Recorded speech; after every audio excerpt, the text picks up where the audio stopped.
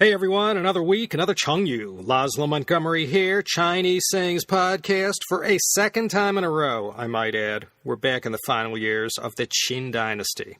Today we look at an old saying that many of us with lofty goals and great ambitions might be able to relate to.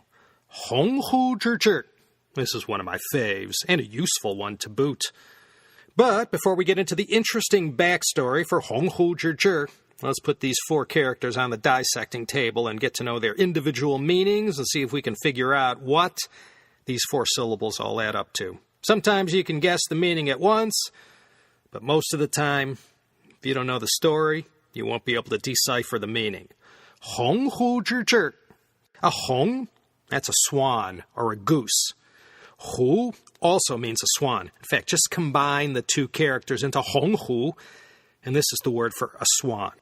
It also has another meaning that comes from the story I'm about to tell, and there are other words for swans too, honghu being one of them.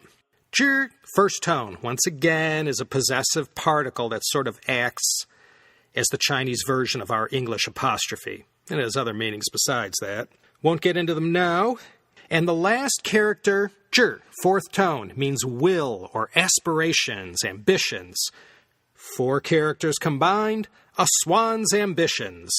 That could be anything. Anyways, let's see where 鸿鹄之志 came from. As I said, this story came from the excruciating last years of the Qin Dynasty. Qin Shi Huang, gone all too soon, though many would beg to argue, the whole Ying family of the Qin Emperor going back so many hundreds of years, as soon as they hit the big time and conquered all the remaining warring states and unified China, they lasted barely a decade and it was over.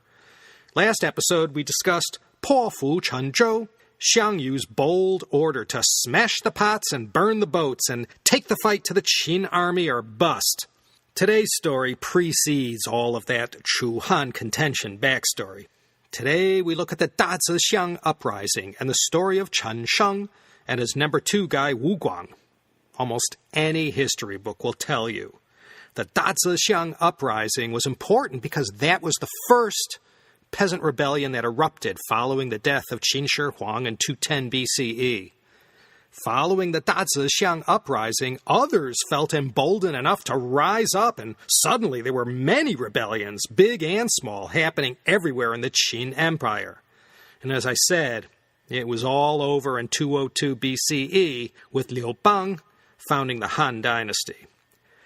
Dazexiang was just south of Suzhou, not the famous Suzhou of Jiangsu, the lesser-known Suzhou of Anhui Province. Chen Sheng and Wu Guang were a couple of hicks from the farmlands of Henan, who were now minor officers in the Qin army. Chen Sheng was leading his battalion to an area northwest of Beijing called Miyun County.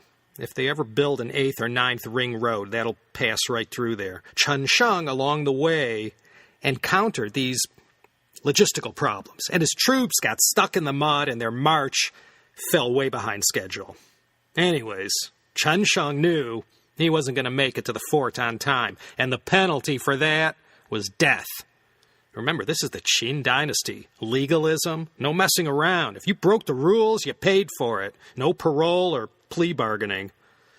Rather than face certain death by showing up late, Chen Sheng decided to rebel instead.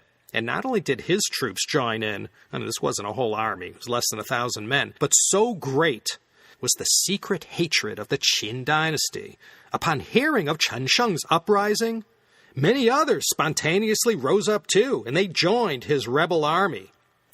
You see, many years before Chen Sheng and the Dazexiang Uprising, Chen Sheng was just another Qin Dynasty farmer pulling a plow with his oxen in the fields of Henan.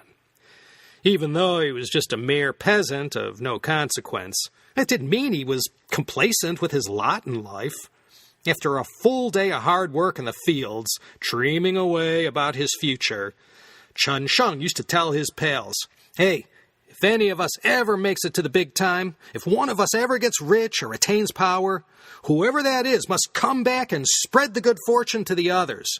And his friends would all just laugh at him and tell him he was born a peasant and he'd die a peasant and don't have such lofty goals and ambition.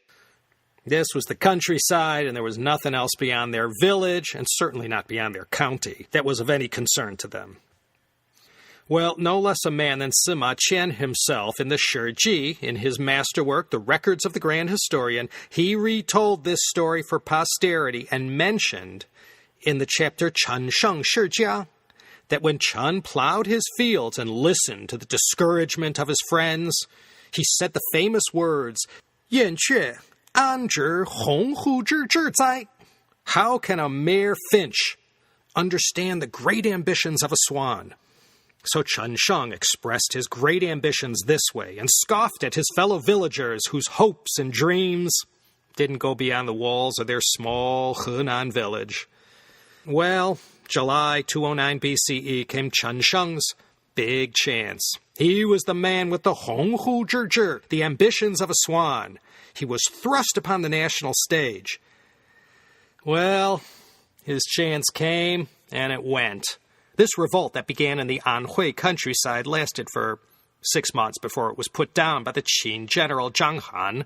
He was the same guy from last episode. If you recall, his unbeatable army ended up getting beaten by Xiang Yu. Chen Sheng wasn't the right kind of leader. As soon as he got a whiff of success, it all went to his head, and before you knew it, he was declaring himself a king and took his eye off the ball.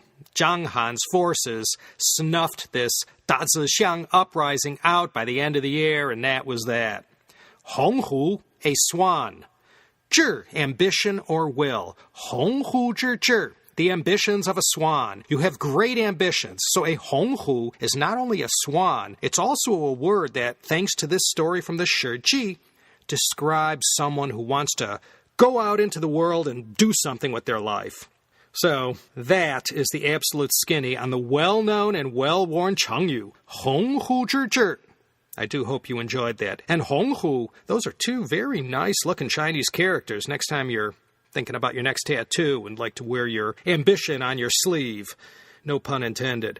Thanks for listening, everyone. This has been my greatest pleasure. I'll see you next time, I hope. I promise to go dig up another good one for you. This is, as always, Laszlo Montgomery signing off from Los Angeles, California. It's sunny and beautiful here. You should come visit. I look forward to seeing you all next time for another useful and thought-provoking Chinese saying here at the podcast that, stays true to its name, the Chinese Sayings Podcast.